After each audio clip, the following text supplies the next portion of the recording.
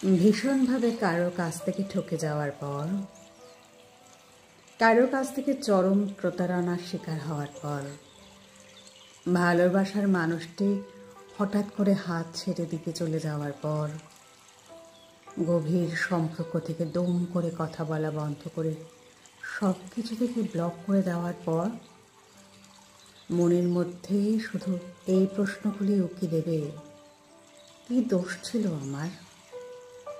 আমার অপরাধটাই বা কি?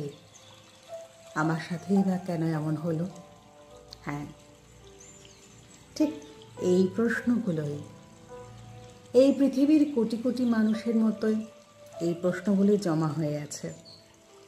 আচ্ছা, এগুলোর উত্তর কেউ দিয়েছে? যার কাছে এই প্রশ্ন সে এসে মনের মধ্যে এই জিজ্ঞাসাগুলো নিরসন করছে, এই প্রশ্নের উত্তর আজও পায়নি কেউ।